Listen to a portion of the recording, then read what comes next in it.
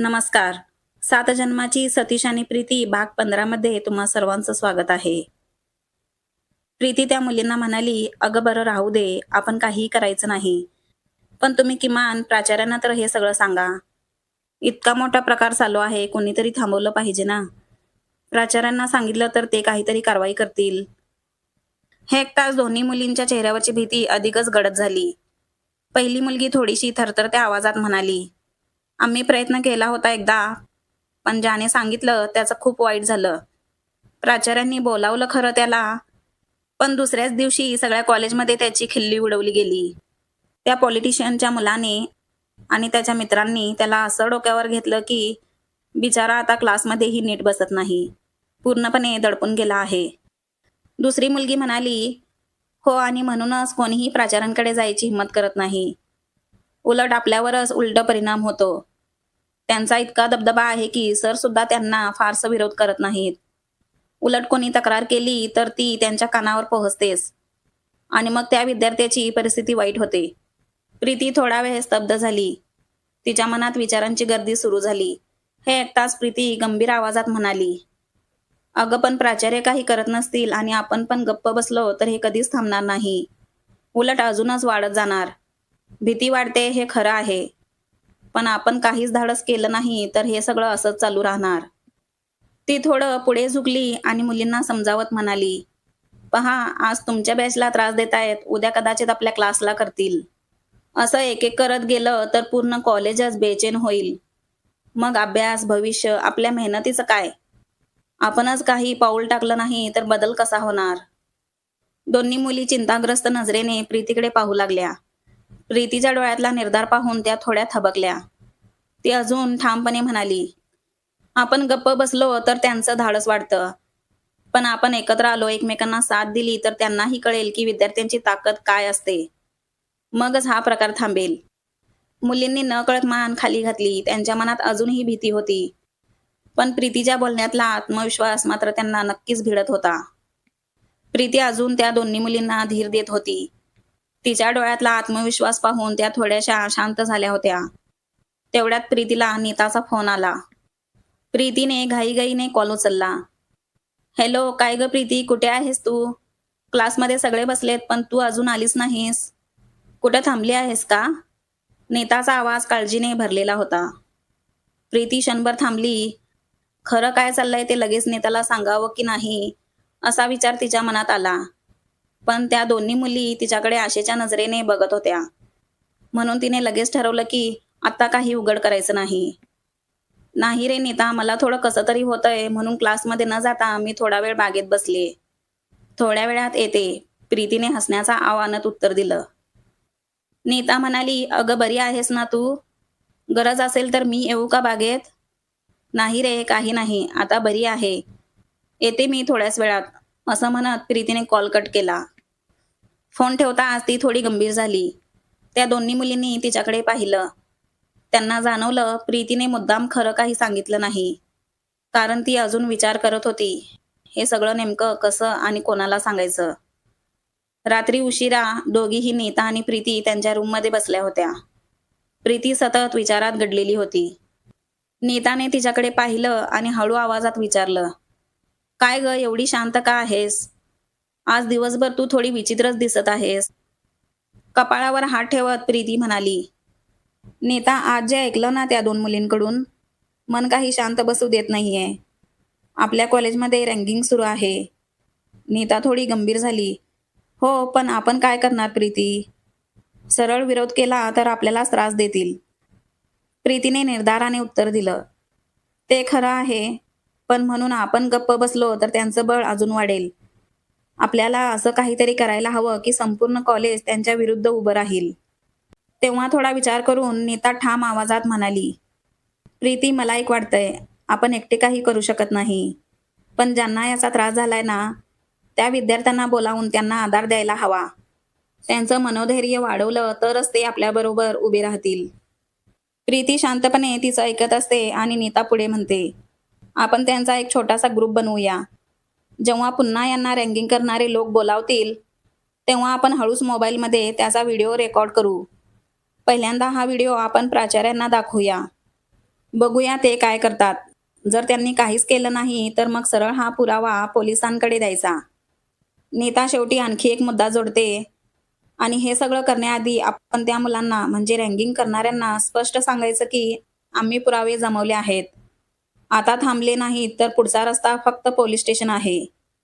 नीता आपला प्लॅन सांगते तेव्हा प्रीती थोडी चिंताग्रस्त चेहऱ्याने म्हणते, नीता, पण तो रॅगिंग करणारा मुलगा साधा नाही. तो पॉलिटिकल फॅमिलीशी आहे. पोलिसांनाही तो कदाचित घाबरणार नाही.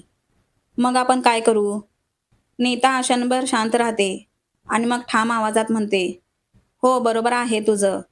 जर पोलिसांनीही आपलं ऐकून घेतलं नाही तर मग आपण त्यांनाही सरळ सांगायचं, तुम्ही काहीतरी कारवाई करा, नाहीतर आम्हालाही कायदा हातात घ्यावा लागेल. कायद्यासमोर सगळे समान असतात. मग तो पॉलिटिकल फॅमिलीचा असो वा कुणाचाही. हे तुम्ही लक्षात ठेवा. नीताचे शब्द ऐकून प्रीतीच्या डोळ्यात नवी चमक दिसू लागते. हो, हे एकदम बरोबर आहे. आपण असंच करूया, असं ती नीताला म्हणते. दुसऱ्या दिवशी कॉलेजला गेल्यावर प्रीती सरळ त्या दोन मुलींना भेटते. त्या अजूनही थोड्या घाबरलेल्या स्वरात बोलत असतात. प्रीती शांतपणे पण ठाम आवाजात म्हणते, मला त्या विद्यार्थ्यांना भेटव ज्यांना रँगिंगचा त्रास सहन करावा लागलाय. मी त्यांच्याशी बोलणार आहे. त्या मुली सुरुवातीला थोडं संकोच करतात, पण शेवटी प्रीतीच्या डोळ्यात दिसणारा आत्मविश्वास पाहून त्या तयार होतात. त्यांनी प्रीतीला एका क्लासरूममध्ये नेलं, जिथं काही विद्यार्थी कोपऱ्यात बसलेले असतात. त्यांच्या चेहऱ्यावर भीती, निराशा आणि असहाय्यतेचं मिश्रण दिसतं. प्रीती त्यांच्याजवळ जाऊन हळूच म्हणते, बघा, मी जाणते तुम्हाला खूप त्रास झाला आहे, पण आता शांत बसायची वेळ नाही. तुम्ही बिलकुल घाबरू नका. जर प्राचार्य काही करत नसतील तर आपणच एकत्र येऊन हे थांबवायचं. आपणच धाडस केलं पाहिजे. ती थोडा वेळ थांबते आणि पुन्हा ठाम सुरात म्हणते, आमच्याकडे एक योजना आहे. आपण सगळे मिळून यांना धडा शिकवू शकतो. त्यांचा खरा चेहरा जगासमोर आणू शकतो. पण त्यासाठी तुमचं धैर्य, तुमची साथ गरजेची आहे. लक्षात ठेवा, भीती दाखवूनच ते लोक जिंकतात. जर आपण निडर झालो तर त्यांची सत्ता एका क्षणात संपेल. प्रीतीच्या या बोलण्याने विद्यार्थ्यांच्या चेहऱ्यावर हलकीशी उमेद उमलते. काहींच्या डोळ्यात अश्रू दाटतात, पण त्या अश्रूंमध्ये आता भीती नाही तर आशा दिसू लागते. कॉलेजमध्ये मनालीला कळतं की प्रीती ही रँगिंग करणाऱ्यांच्या विरोधात पाऊल उचलणार आहे. तेव्हा ती खूप घाबरली. तिच्या मनात एकच विचार आला, हे लोक साधे नाहीत, राजकारणाशी जोडलेले आहेत. त्यांना विरोध करणे म्हणजे मोठं संकट ओढवून घेणं. संध्याकाळी मनाली सतीशला भेटून चिंतेच्या स्वरात म्हणाली, सतीश, मला तुझ्याशी एक महत्त्वाचं बोलायचं आहे. प्रीती काय करत आहे तुला माहीत आहे का? ती थेट त्या रँगिंग करणाऱ्यांच्या विरोधात उभी राहते. हे खूप धोक्याचं आहे. ते लोक फार डेंजर आहेत. राजकीय पाठबळ असलेले लोक आहेत ते. प्रीतीने यामध्ये अजिबात पडायला नको. ती थोडा श्वास घेऊन पुन्हा म्हणाली, तूच तिच्याशी बोल. तिला समजावून सांग. कदाचित ती तुझं ऐकेल आणि हे सगळं थांबवेल. नाहीतर हे तिच्यासाठी खूप मोठं संकट ठरू शकतं. मनालीच्या आवाजात भीती स्पष्ट जाणवत होती. तिच्या चेहऱ्यावरचा ताण बघून सतीशही थोडा विचारात पडला. पण तो मनालीला म्हणतो, तू घाबरू नकोस, मी प्रीतीला समजावतो. क्लास संपल्यानंतर प्रीती आपले नोट्स आवरत असते. तेवढ्यात तिच्या मोबाईलवर सतीशचा कॉल येतो. प्रीती, कुठे आहेस? सतीच्या आवाजात थोडी घाई होती. मी क्लासमध्येच आहे. का? प्रीती शांतपणे उत्तरली, लायब्ररीत ये, मला तुझ्याशी बोलायचं आहे, तो ठामपणे म्हणाला. थोड्याच वेळात प्रीती लायब्ररीत पोहोचली. तिथे सतीश तिची वाट बघत होता. तिला पाहताच त्याने लगेच विचारलं, प्रीती, हे काय चाललंय? तू काय करत आहेस? प्रीतीच्या डोळ्यात ठामपणा होता. ती म्हणाली, आपल्या कॉलेजमध्ये रँगिंग सुरू आहे आणि मी ही रँगिंग बंद करणार आहे. कोणीच पुढे येत नाहीये म्हणून मीच आता उभी राहणार आहे. सतीश तिचं उत्तर ऐकून काही क्षण गप्प राहिला. मग काळजीने म्हणाला, प्रीती, तुला आठवतंय का, काही दिवसापूर्वी तुझ्यावर हल्ला झाला होता. तू अजून त्यातून पूर्णपणे बरी सुद्धा झालेली नाहीस. आणि हे सगळं करून तू स्वतःचा जीव पुन्हा का धोक्यात घालतेस? तुला माहीत आहे का हे किती धोकादायक आहे? सतीशच्या आवाजात काळजी, भीती आणि राग सगळंच होतं. पण प्रीतीच्या चेहऱ्यावर मात्र अजूनही निर्धार दिसत होता. प्रीतीने आपल्या डोळ्यात ठाम नजर ठेवून सतीशकडे पाहत सांगितलं, नाही, मी यांच्या विरोधात आवाज उठवणारच. कितीही धोका असो, पण आता शांत बसणं शक्य नाही. सतीश चकित होऊन तिच्या बोलण्याकडे पाहत होता. त्याने आवाज थोडा कमी करून पण काळजीने भरलेल्या स्वरात म्हणाला, अगं तुला समजत नाही का? ते लोक किती खतरनाक आहेत. तुला अजून नीट माहितीही नाही त्यांच्याविषयी. जाणून बुजून असं का करतेस तू? आपण पुण्यातले नाही आहोत, बाहेरचे आहोत. या शहरात कोण कोणाशी जोडलेलं आहे आपल्याला काहीही माहीत नाही. आणि तरीही तू त्यांच्याविरुद्ध उभी राहत आहेस. हा किती मोठा धोका आहे, तुला समजतंय का? थोडा श्वास घेत सतीश पुढे म्हणाला, मला माहीत आहे प्रीती, रँगिंग करणं हे चुकीचंच आहे. अगदी अन्याय आहे. पण आपण काही करू शकत नाही. जे रँगिंग करतात ना, ते सरळ सरळ मोठ्या पॉलिटिकल परिवाराशी जोडलेले आहेत. त्यांना पोलीस सुद्धा हात घालत नाहीत. मग आपण काय करणार त्यांचं? प्रीती, तू असं काही करायचं नाही. मी तुला विनंती करतो. स्वतःचा जीव धोक्यात घालू नकोस. सतीच्या डोळ्यात खरी काळजी होती, पण प्रीती मात्र त्याचं बोलणं ऐकूनही आपल्या निर्णयावर ठामच उभी राहिली. तिच्या चेहऱ्यावर आता थोडं कठोरपण स्पष्ट दिसत होतं. प्रीतीच्या शांततेमुळे सतीश आणखीनच चिडला. त्याने टेबलावर हात आपटला आणि थोड्या रागाने म्हणाला, हीच का तुझी मैत्री? मित्राचं काही ऐकायचं आहे की नाही? मित्र जेव्हा चांगलं वाईट सांगतो, समजावतो, याला काही अर्थ आहे की नाही? की फक्त हट्ट करायचा आहे तुला? प्रीती डोळे खाली घालून उभी राहिली, काहीच बोलली नाही. तिच्या शांततेमुळे सतीचा राग अजूनच भडकला.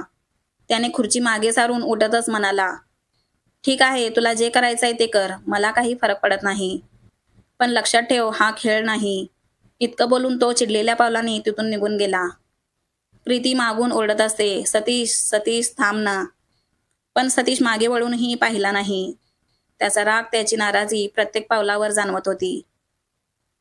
कॉलेजमधील रँगिंगचा विषय प्रीती आणि सतीशला कोणत्या वळणावर घेऊन जाणार? सतीश आणि प्रीतीची मैत्री तुटेल का? यासाठी तुम्हाला पुढचा भाग पाहावा लागणार आहे. तोपर्यंत या भागासाठी एक लाईक आणि चॅनलला सबस्क्राईब करा.